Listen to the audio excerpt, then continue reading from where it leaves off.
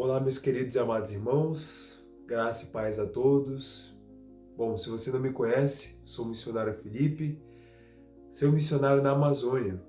E bom, hoje eu tô aqui para gravar um vídeo para vocês, um vídeo que não é falando sobre rotina, um vídeo que é falando sobre um assunto no qual eu acredito que Deus vem me despertando para falar.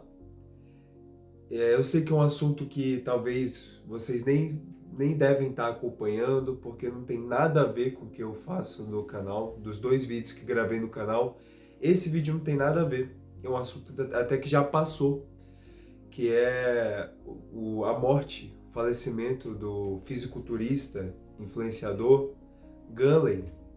Ele tinha 22 anos quando ele veio a falecer.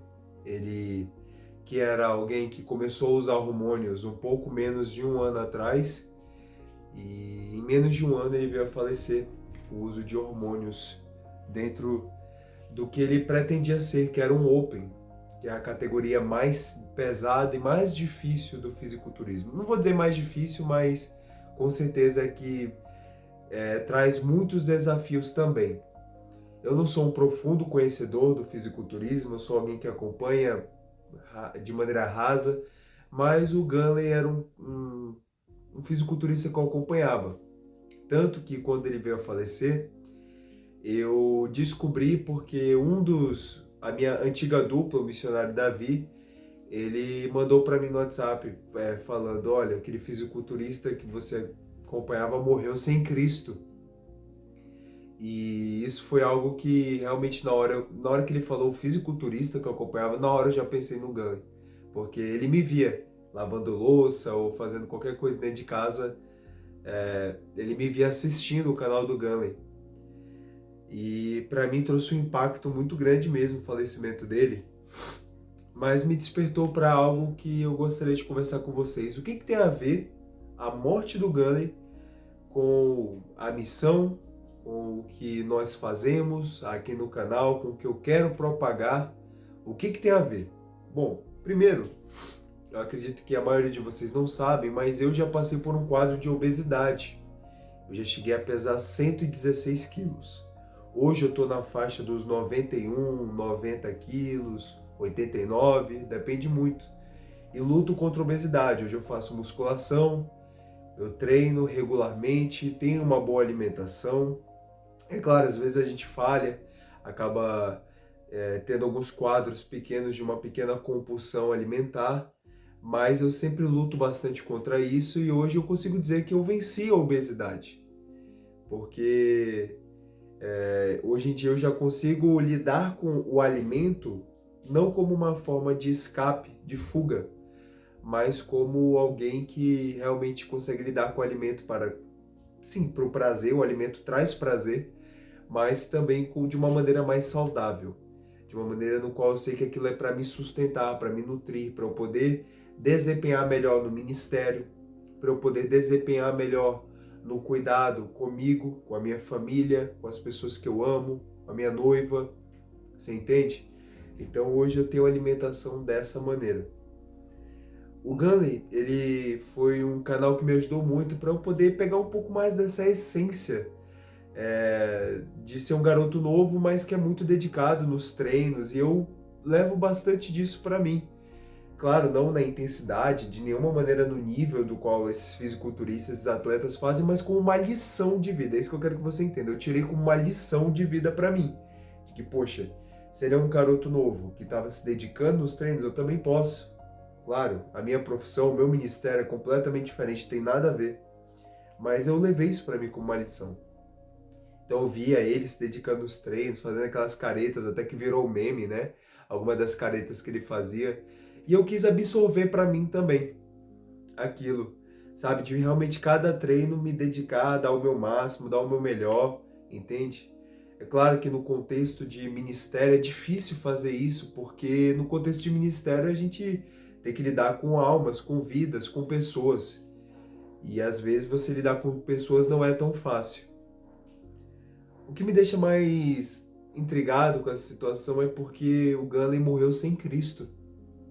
Na verdade, eu não posso afirmar com 100% de certeza que ele morreu realmente sem Cristo, já que eu Eu não sei como que foram os últimos dias dele, mas pelo que eu entendi, ao redor dele não tinha pessoas realmente convictas da fé cristã. Acho que o treinador dele é cristão, né, o Cruz, mas eu não sei até qual ponto o Cruz apresentou o evangelho pro Gunley. E pelo que eu via nos vídeos, né, era uma coisa até que às vezes isso eu não absorvia pra mim, que era o palavrão, eram as piadinhas que aconteciam e tal. Eu realmente gostava daquela essência, o termo que é muito usado hoje, né, aquela aura, né, de realmente querer treinar e me dedicar nos treinos, assim como tem muitos outros que eu acompanho nesse meio. E eu fico pensando que muitos hoje estão morrendo sem Cristo Jesus. Muitos hoje estão indo para um caminho, para um destino que não tem volta. Lá em João, eu vou abrir minha Bíblia aqui junto com você, se você tiver com a sua Bíblia, abre aí também. Lá em João capítulo 5, versículo 24, isso aqui são palavras de Jesus. Jesus vai dizer o seguinte, João capítulo 5, versículo 24, ele diz: em verdade vos digo, que quem ouve a minha palavra e crê naquele que me enviou tem a vida eterna, e não vai a julgamento, mas já passou da morte para a vida. Então, o ser humano, antes de conhecer a Cristo, ele está em um estado de pecado, de um estado de condenação. Lá em Romanos 6, capítulo 6, versículo 23, o apóstolo Paulo diz: pois o salário do pecado é a morte, mas o dom gratuito de Deus é a vida eterna em Cristo Jesus. Então, o salário, a recompensa que nós merecíamos por conta do nosso pecado, da nossa transgressão, é a morte.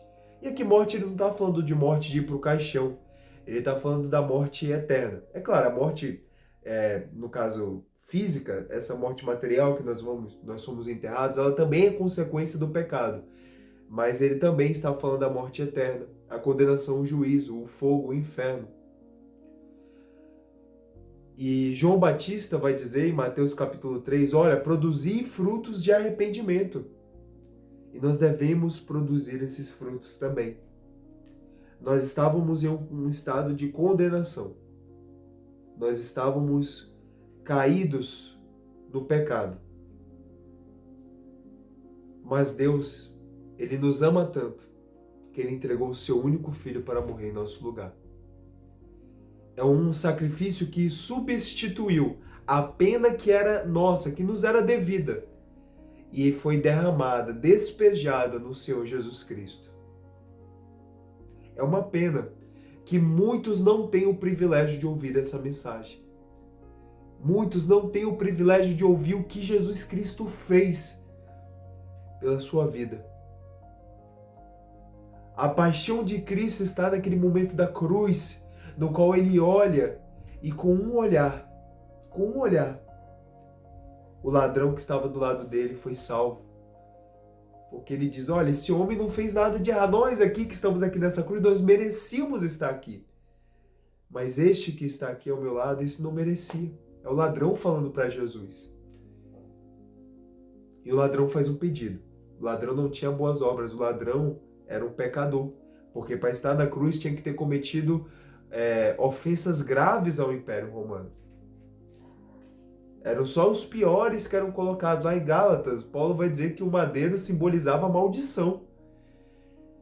E ele diz, lembra-te de mim quando entrares no teu reino. E Jesus, olhando para aquele ladrão, diz, ainda hoje estarás comigo no paraíso. O ladrão pediu. Ele não tinha boas obras, ele tinha passado por uma vida terrível de pecados, uma vida horrorosa. Mas ele clamou ao Senhor Jesus de todo o coração e naquele momento ele foi salvo. Se a sua situação é a mesma do qual o jovem se encontrou, o ladrão na cruz, ao jovem Gunley, eu oro a Deus para que Deus conforte a mãe, os familiares, os amigos, o seu treinador, aqueles que estavam na sua equipe. console seus corações. E a verdade que eu digo para cada um é que ainda dá tempo. Se você ainda não entregou a sua vida para o Senhor Jesus Cristo, saiba que Ele, assim como Ele esteve disposto a ouvir o ladrão na cruz, naquele último momento Ele também está disposto a ouvir você. Que você se arrependa dos seus pecados. E que você tenha realmente esse Senhor como o Senhor da sua vida, como seu Salvador, esse Jesus que é maravilhoso, que perdoa, que é manso e humilde de coração. A mensagem que eu gostaria de deixar hoje é que se você ouve a palavra de Jesus e crê verdadeiramente que Deus o enviou, que Ele é o Filho de Deus, que Ele é o Cristo, o Salvador, o Messias, se você crê nisso de todo o coração, crer, gente, é confiar, é ter fé.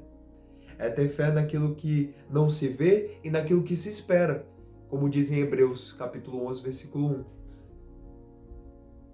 Se você crê nisso de verdade, a palavra de Deus diz que você terá a vida eterna. Não vai a julgamento, mas já passou da morte para a vida. Cristo, Ele quer te dar essa vida eterna. Basta que você creia nele de todo o coração. E em meio a isso, meu querido irmão, minha querida irmã, eu suplico, creia no Senhor Jesus como seu único e suficiente Salvador. Que Deus abençoe sua vida e que nós possamos sempre nos lembrar do maravilhoso e perfeito sacrifício de Cristo Jesus. E que possamos ser mensageiros, embaixadores de Cristo aqui na terra, e mensageiros da sua palavra, para alcançar até aqueles que estão mais distantes.